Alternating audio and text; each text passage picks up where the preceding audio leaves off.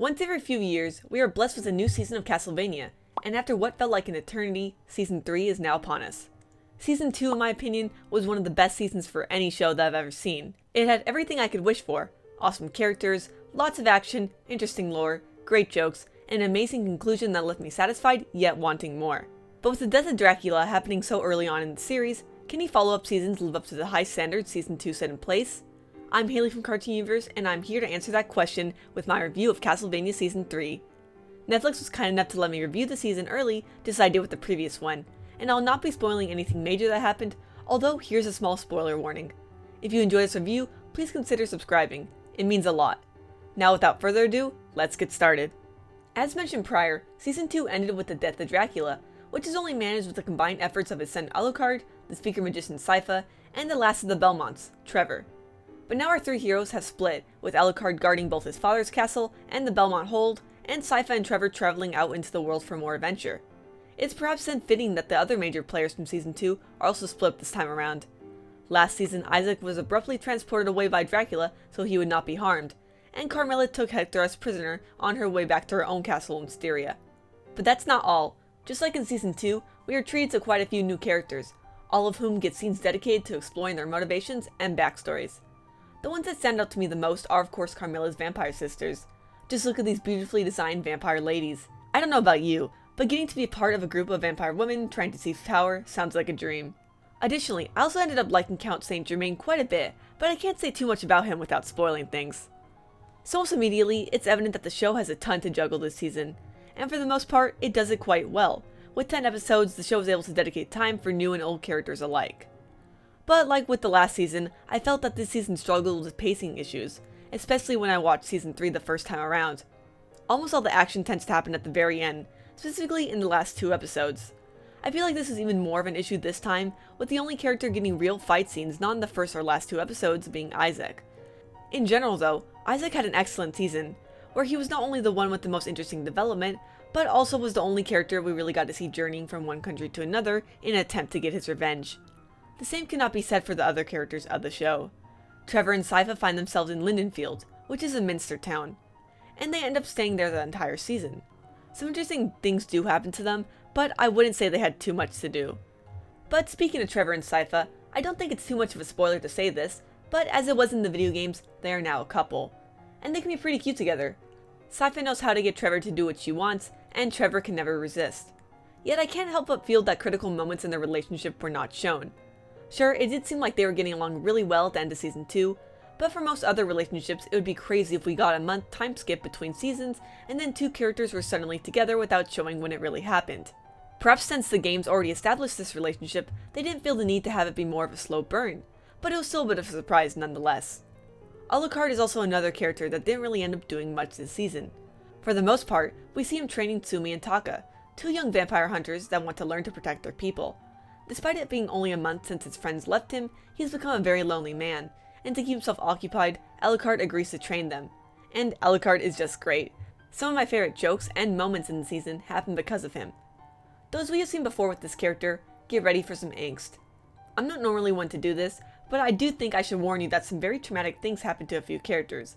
Yes, this is Castlevania, so extreme gore is to be expected, but this season takes it up a notch, and terrible things happen that will no doubt leave characters scarred for a long time.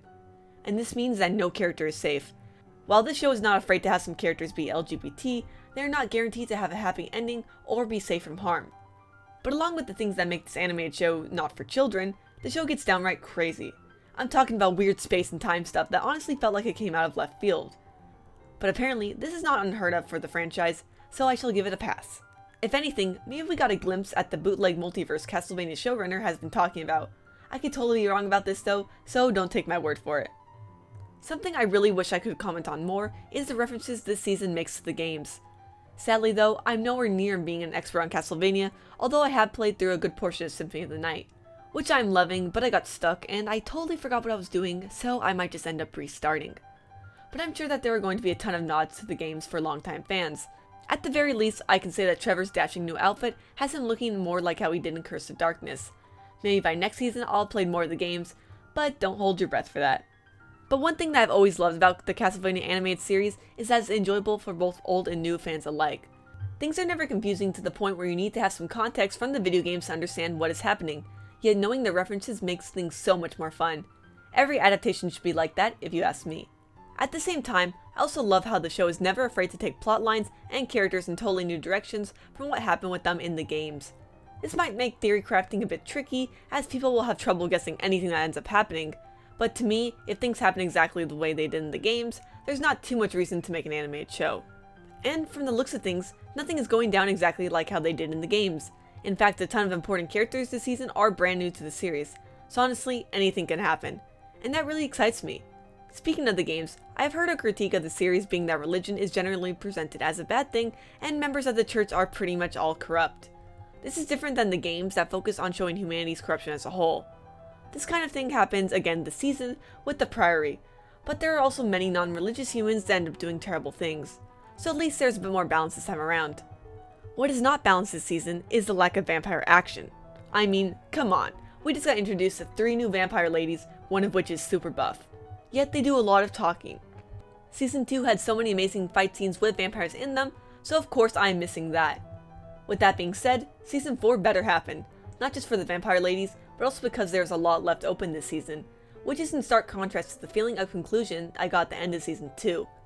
You may be noticing by now that I've been pointing out a lot of things I did not like about the season, and unfortunately I would not say that this season is as good as the previous one. They do share a lot of the same problems, but Season 2 did not upset me the way that Season 3 did. Plus, I felt like we learned a lot more about our main characters in Season 2, and new lore was just a lot harder to come by this time around. However, none of this compares to what I would say is my biggest gripe of all, and that would be the lack of an overarching plot. As mentioned before, Season 2 ended with the death of Dracula, which is obviously a huge deal, and we did get a sense that each of our main 3 protagonists weren't sure what to do next. Turns out that was basically the case, and while I have an idea of where things may go from here, I do believe the season suffered from this lack of purpose. But hey, maybe some of you will enjoy this crazy ride of a season more than I did.